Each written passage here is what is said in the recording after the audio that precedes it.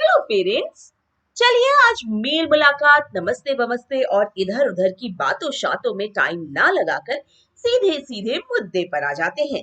मैंने आपको कल बताया था कि किस तरह से मैंने पूरे आत्मविश्वास के साथ टीचर के सामने ओजस को रीडिंग सिखाने की जिम्मेदारी ले ली थी। पर इस तरह से ना तो पहले कभी खुद ही पढ़ाई की थी और ना ही किसी को पढ़ाया या पढ़ती देखा था। इसलिए मन मस्तिष्क में बस एक ही सवाल घूम रहा था कि आखिर हम लोगों ने किस तरह से ये सब सीखा होगा। वैसे यहाँ एक प्रॉब्लम ये भी थी कि फोनिक्स के साथ एक एक कदम सोच समझकर उठाना था, क्योंकि क्लैरिटी से ज्यादा इसमें कंफ्यूजन की भरमार थी।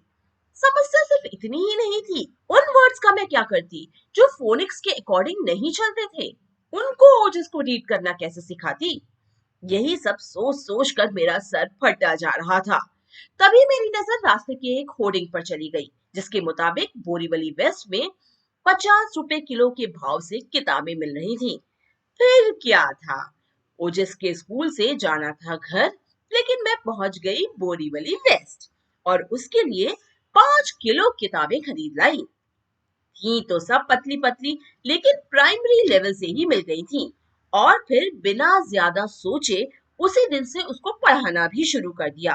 शुरू शुरू में ओजस को लेटर्स को जोड़कर बोलने में जरूर दिक्कत आई, लेकिन मैंने भी सोच लिया था कि आखिर कौवे ने भी एक एक पत्थर डालकर घड़े के पानी को ऊपर आने के लिए मजबूर कर ही दिया था। तो फिर ओजस क्यों नहीं कर पाएगा।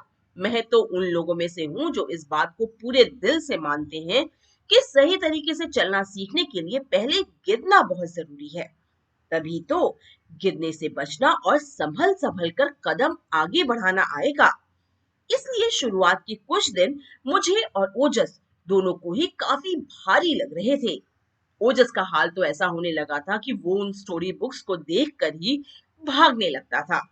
लेकिन मैंने भी ठान लिया था कि मैं इन गर्मी की छुट्टियों को ओजस के लिए बर्बाद नहीं जाने दूंगी। सिर्फ इसीलिए मैं घर के सारे कामकाज खत्म करके उसको लेकर बैठ जाती थी। कभी उसको रीडिंग करवाने की कोशिश करती, कभी उसके साथ दूसरी एक्टिविटीज करती, कभी साउंड्स के गेम खेलती, तो कभी हम दोनों मिलकर ड्राइंग, कलरिंग और क्राफ्ट के जरिए अलग अलग पैटर्न्स की प्रैक्टिस करते रहते। क्योंकि इन्हीं छुट्टियों में तो मुझे उसे रीडिंग और राइटिंग दोनों ही सिखाने थे। धीरे धीरे मेरी कोशिश रंग लाने लगी और 1 महीने से भी कम समय में ओजस ने करीब करीब 100 किताबें पढ़कर खत्म कर दी थी। हालांकि उसको सेकेंडरी साउंड और साइट वर्ड जैसे टर्म्स अब भी नहीं आते थे, क्योंकि ये सब मैंने उसको कभी बताने की कोशिश ही नहीं की थी। और बताती भी कैसे, मुझे तो खुद ही इनके बारे में कुछ नहीं मालूम था। एक ही तरह के शब्द को बार बार देखकर बस वो उनको पहचानने लगा था। शायद हमने भी रीडिंग कुछ इसी तरह से सीखी होगी, ऐसा मेरा अंदाजा था। मुझे उसको ये बताने की जरूरत कभी पड़ी ही नहीं कि ए का साउंड कभी ए, कभी ए, कभी आ, तो कभी अ हो जाता है। स्कूल में इंग्लिश में बात करता ही था, दोस्त भी साउथ इंडियन मिल गए थे और मैंने छोटा भीम की लैंग्वेज को भी इंग्लिश में ही सेट कर दिया था। तो बस उसके सामने जैसे ही कोई सुना हुआ वर्ड आता था, वो बड़ी आसानी से उसके सही प्रोनाउंसिएशन को पकड़ लेता था। लेकिन उसको ये कैसे पता लगता था कि किस वर्ड में डबल लेटर यूज करना है और किस वर्ड में साइलेंट लेटर यूज किया गया है। ये बताने का भी रास्ता मैंने निकाल लिया था और इस ट्रिक से तो मेरे एक पद दो काज हो जाने वाले थे। तो क्या आप बता सकते हैं क्या थी मेरी वो ट्रिक? अगर नहीं तो इंतजार कीजिए मेरे अगले एपिसोड का, जिसमें मैं आपके साथ इस सीक्रेट का भी खुलासा करूंगी। लेकिन आज का एपिसोड खत्म करने से पहले मैं आपके साथ कुछ और भी बातें शेयर करना चाहती हूँ। समर वेकेशन के बाद स्कूल खुलने पर क्लास में सभी के लिए तो जैसे कोई जादू हो गया था, क्योंकि ओजस फोर्थ फिफ्थ के बच्चों की तरह रीडिंग करने लगा था। किसी की समझ नहीं आया कि आखिर उसने ऐसी कौन सी क्लास ज्वाइन कर ली थी जहां इतने कम समय में इतने अच्छे से फोनिक्स सिखाया गया था। व्हाट्सएप ग्रुप में भी इस बात पर चर्चा शुरू हो गई थी, लेकिन इस बार मुझे उतनी हेजिटेशन नहीं लग रही थी, क्योंकि कमाल ही कुछ ऐसा हो गया था।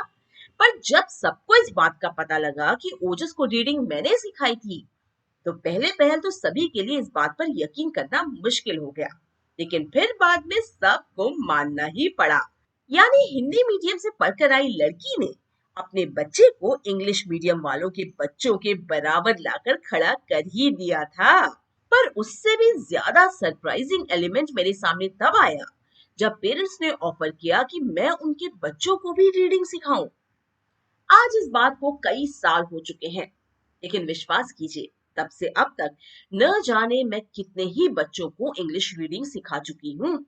ज्यादा से ज्यादा 3 से 4 महीने का वक्त लगता है। 100% टारगेट अचीव कर लेने का रिकॉर्ड है मेरा। और मैं एक ऐसी टीचर हूँ जो बच्चों को हिंदी में इंग्लिश पढ़ना सिखाती हूँ। इस बीच मैंने बहुत सारे वो राज भी जान लिए कि आजकल के बच्चों को रीडिंग करने में प्रॉब्लम आखिर क्यों आती है। कमी हमारे साथ है, स्कूल्स के साथ, या फिर सिस्टम ही ऐसा होता जा रहा है। इसलिए मैं अपने बच्चों को अपने तरीके से ही पढ़ाती हूँ। और आप शायद मानेंगे नहीं कि मेरे बच्चे पहले से ही मेरे इंतजार में मुझे सब कुछ सेट करके बैठे हुए मिलते हैं। तो फोनिक्स की ये कहानी आज मैं यहीं खत्म कर रही हूँ। लेकिन अगले एपिसोड में मैं आपके साथ इंग्लिश रीडिंग सीखने के उस फॉर्मूले को शेयर करूंगी जिसे इस्तेमाल करना हम सब बिल्कुल ही भूल चुके हैं। लेकिन हमारी पढ़ाई की शुरुआत भी कुछ कुछ उसी तरीके से हुई थी। तब तक के लिए मुझे दीजिए इजाजत। आपको आज की मेरी ये चर्चा कैसी लगी, प्लीज मुझे जरूर बताइएगा।